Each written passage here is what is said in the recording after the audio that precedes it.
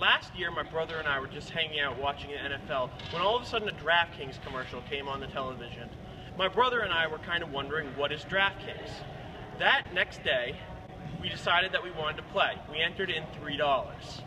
We ended up winning $20 on that $3 entry. We decided that this was a pretty quick way, if we read up, that we would make some money. Over the course of time, we started reading more and doing more analysis, and over time, we saw a correlation between that and the amount of success we had. We decided one night that we were going to spend a ton of time putting into the lineups. We created 6 lineups, perfectly optimized, mixing between different players, and that night we took home $10,000. We ended up using that money to create our own company, ScoreStategy. ScoreStategy is the best and most cost-effective way of making money on DraftKings. Upon hearing of our management project, me and a few friends decided that we were going to work together. We decided that we wanted to take ScoreStategy to the next step. We collaborated on many aspects of the company. We had Francisco working in daily operations, Christian working in customer service, Aiden working in overview and success, and Tamisha working in marketing. Being college athletes, we knew the amount of time and effort that had to be put into perfecting your craft. We decided that we wanted to spend the same amount of time and effort in building ScoreStategy. Here is our product and all of its uses.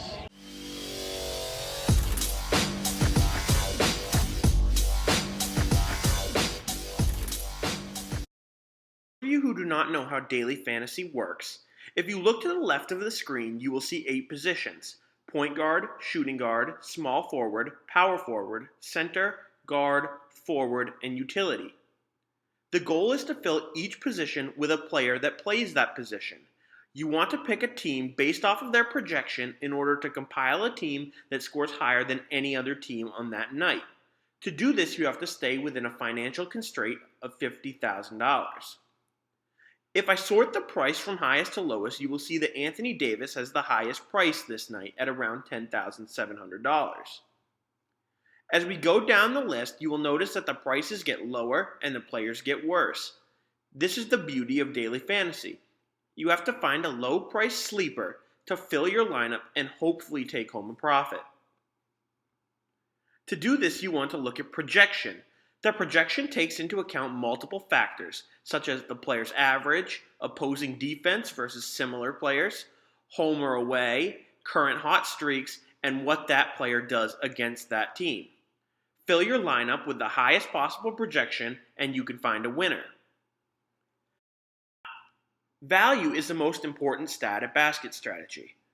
Value is the player's projection divided by the price and multiplied by their usage percentage. Now, projection divided by price is pretty self-explanatory. The usage percentage, however, is what is key. The usage percentage is what percentage their team's overall possessions end with that player doing something that affects his fantasy score. If you look, Andre Drummond and James Harden have the highest values. You will also notice that the price varies. This helps you find sleeper picks that you can slide into your lineup that help you save cap space. Now that you know how this works, let's pick a lineup. First, point guard. If you look, Reggie Jackson has the second highest value, and his price is significantly lower than Stephen Curry's. He will be a solid pick tonight.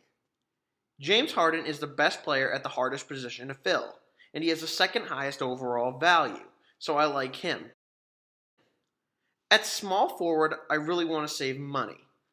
If I scroll down, I can see that Tobias Harris has a price of around $5,900. He becomes a really solid value pick with a projection that rivals those of players much higher than him.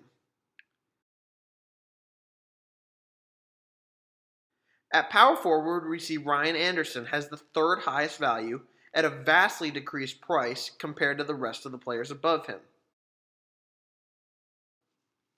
Now I know Drummond may be the top value overall, but Okafor is close and he comes over $3,000 cheaper.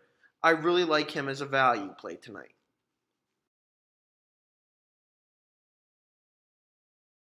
The guard slot is interesting. You have to choose between a shooting guard or a point guard.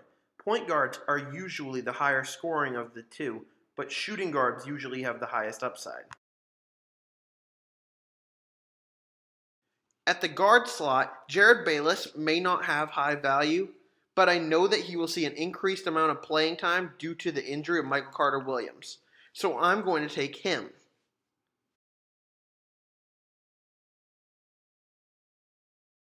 The forward slot is like the guard slot in that you have to pick a player from two different positions. Power forwards tend to get more rebounds than small forwards, while small forwards tend to make more three-pointers.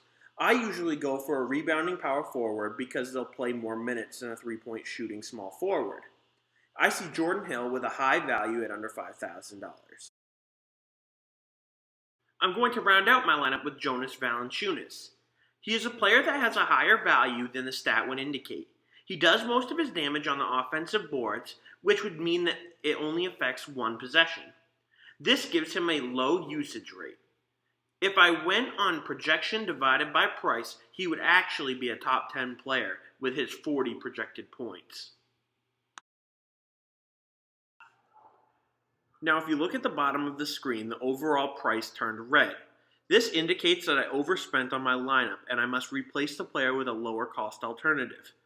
If you remember, I was taking a chance on Jared Bayless, so I'm going to replace him at the guard spot. In this case, I'm going to look at shooting guards. I know that I need to find a player at $3,700 or less, so if I sort by price, I can see my options.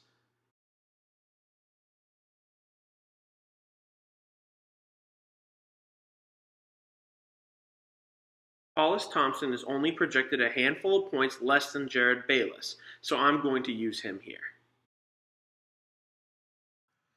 Notice how the overall cost changes to green, indicating that the lineup is good to go. As you can see, we had a pretty good night.